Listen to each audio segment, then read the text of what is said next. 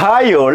അപ്പോൾ നിങ്ങൾ എല്ലാവരും അറിഞ്ഞിട്ടുണ്ടാവും ഇൻഡസ്ട്രീസ് എക്സ്റ്റൻഷൻ ഓഫീസറിന്റെ ഒരു നോട്ടിഫിക്കേഷൻ വന്നിട്ടുണ്ട്. അപ്പോൾ ഈ ഒരു നോട്ടിഫിക്കേഷൻ വന്നത് നമ്മൾ അറിഞ്ഞ എങ്ങനെയാണെന്ന് വെച്ച് കഴിഞ്ഞാൽ നിങ്ങൾക്കൊരു ന്യൂസ് പേപ്പറിൽ ഒരു കൃത്യമായിട്ടുള്ള ഒരു പേപ്പർ കട്ടിങ് വന്നിട്ടുണ്ടായിരുന്നു. ഇൻഡസ്ട്രീസ് എക്സ്റ്റൻഷൻ ഓഫീസർ ഗസ്റ്റിൽ വിജ്ഞാപനം പ്രസിദ്ധീകരിക്കാൻ പോകുന്നത് ഏപ്രിൽ 1-നാണെന്നുള്ളത്. അതെ, നമ്മുടെ ഇതിനകത്ത് പറഞ്ഞിട്ടുണ്ട് ഇൻഡസ്ട്രീസ് ആൻഡ് കൊമേഴ്സ് വകുപ്പിൽ ഇൻഡസ്ട്രീസ് എക്സ്റ്റൻഷൻ ഓഫീസറിന്റെ നോട്ടിഫിക്കേഷൻ വരും എന്നുള്ളതാണ് ഈ ഒരു പത്ര കട്ടിങ് പറയുന്നത്. അപ്പോൾ അവിടെ കൃത്യമായിട്ട് നമ്മുടെ മുന്നിൽ എന്താണ് ഈ എക്സാം വരാൻ പോവാണ്. ഏപ്രിൽ ഫസ്റ്റ് വീക്കിലായിരിക്കും നിങ്ങൾക്ക് അപ്ലൈ ചെയ്യാനുള്ള ലിങ്ക് വരിക.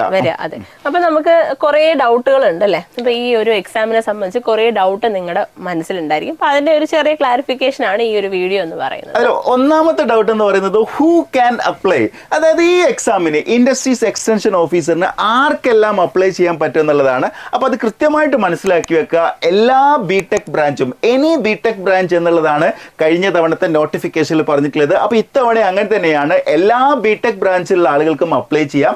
അതേപോലെ ഏജ് ലിമിറ്റ് പറയുകയാണെങ്കിൽ 36 വയസ്സ് വരെയുള്ള ആളുകൾക്കും അപ്ലൈ ചെയ്യാവുന്ന ഒരു പോസ്റ്റാണ് ഇൻഡസ്ട്രീസ് എക്സ്റ്റൻഷൻ ഓഫീസർ എന്ന് പറയുന്നത്.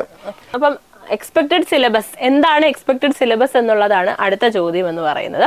അതായത് നമുക്കറിയാം നമ്മുടെ ക്വാളിഫിക്കേഷൻ എന്ന് പറയുന്നത് ബിടെക് ഡിഗ്രിയാണ്. അപ്പോൾ ബിടെക് ഡിഗ്രി കഴിഞ്ഞ് എല്ലാവർക്കും ഇത് അപ്ലൈ ചെയ്യാൻ സാധിക്കുന്നത് കൊണ്ട് തന്നെ ബേസിക് എഞ്ചിനീയറിംഗ് സബ്ജക്ട്സ് ആയിരിക്കും നമ്മളുടെ സിലബസിൽ ഉണ്ടാവുക. അതായത് basic civil, basic mechanical, basic electrical, basic electronics engineering and basic computer science engineering. ഇത്രയും ആയിരിക്കും നമ്മൾ എക്സ്പെക്ട് ചെയ്യുന്ന ഒരു സിലബസ്. പിന്നെ നമുക്ക് മാനേജ്മെന്റിന്റെ കുറച്ച് ടോപ്പിക്സ് കൂടി ഉണ്ടായിരിക്കും.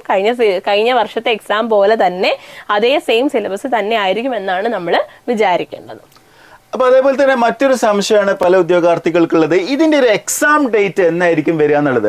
അപ്പൊ നമ്മൾ അത് നോക്കുകയാണെന്നുണ്ടെങ്കിൽ PSCന്റെ ഒരു കറന്റ് ട്രെൻഡ് എന്ന് പറയുന്നത് ഒരു നോട്ടിഫിക്കേഷൻ വന്നിട്ട് ഒരു വിത്തിൻ 6 മന്ത്സിനുള്ളിലെങ്കിലും എക്സാം നടത്താറുണ്ട്.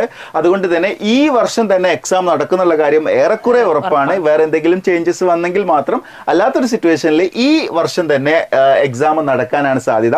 ഒരു 6 മാസത്തോളം സമയമാണ് ഉണ്ടാവുക. അപ്പൊ മിസ് നേരത്തെ പറഞ്ഞ പോലെ തന്നെ സിലബസ് എന്ന് പറയുന്നത് എല്ലാ ബ്രാഞ്ചസിലുള്ള സിലബസ് നമുക്ക് പഠിക്കാനുണ്ട്. വളരെ കുറഞ്ഞ സമയം മാത്രമേ ഉള്ളത്. കൃത്യമായിട്ടുള്ള സ്റ്റഡി പ്ലാനോട് കൂടി പഠിച്ചെങ്കിൽ മാത്രമേ നമുക്ക് ഈ ഒരു എക്സാം ക്രാക്ക് ചെയ്യാൻ പറ്റുള്ളൂ.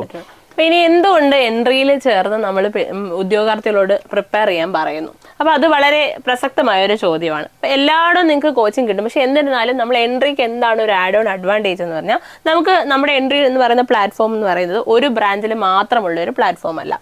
എല്ലാ ബേസിക് എഞ്ചിനീയറിംഗ് ആയിട്ടുള്ള ബ്രാഞ്ചസിന്റെയും നമുക്ക് കോച്ചിങ് പ്രൊവൈഡ് ചെയ്ത് പ്രൂവൺ റിസൾട്ട് ഉള്ള പ്ലാറ്റ്ഫോം ആയതുകൊണ്ട് തന്നെ എല്ലാ ബ്രാഞ്ചസിലെയും പ്രീമിയം ഫാക്കൽറ്റീസ് ആണ് നമുക്ക് ഈ ഒരു കോഴ്സിലെ ക്ലാസ്സസ് ഹാൻഡിൽ ചെയ്യുന്നത്. അത് വളരെ ആഡ് ഓൺ അഡ്വാൻറ്റേജ് ആണ്. മാത്രമല്ല, സാറിന്റെ അഭിപ്രായത്തിൽ എങ്ങനെയാണ് വേറെ ബ്രാഞ്ച് നമുക്ക് തനിച്ച് പഠിച്ചെടുക്കാൻ കഴിയുമോ? അതെന്താണെന്ന് വെച്ച് കഴിഞ്ഞാല് മറ്റു ബ്രാഞ്ച് ഇപ്പൊ നമ്മൾ എന്നെ സംബന്ധിച്ചിടത്തോളം ഇപ്പൊ ഞാനിപ്പോ മെക്കാനിക്കലിന്റെ ഒരു ടോപ്പിക്ക് പഠിക്കുകയാണെങ്കിൽ പണ്ട് ബേസിക് മെക്കാനിക്കൽ എന്ന് പറഞ്ഞാൽ ബിടെക്കിന്റെ ഫസ്റ്റ് ഇയറിൽ കുറച്ച് കാര്യങ്ങൾ പഠിച്ചിട്ടുണ്ടെങ്കിലും അതിനെക്കുറിച്ച് കൂടുതൽ ഡെപ്തിൽ അറിയില്ല. അതേപോലെ കമ്പ്യൂട്ടർ സയൻസിൽ പ്രോഗ്രാമിങ്ങിന്റെ കാര്യങ്ങൾ.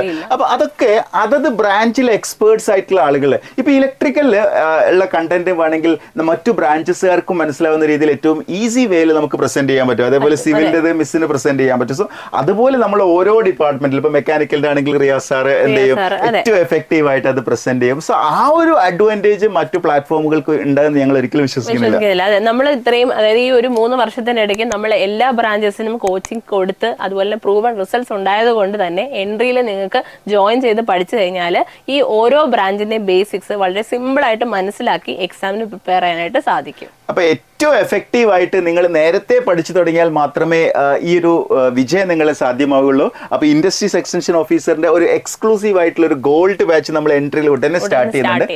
സോ ഈ ഒരു ബാച്ചിൽ ജോയിൻ ചെയ്യാൻ താഴെ കൊടുത്തിരിക്കുന്ന ഗൂഗിൾ ഫോം ഫിൽ ചെയ്യാം. Wish you all the best. Thank you.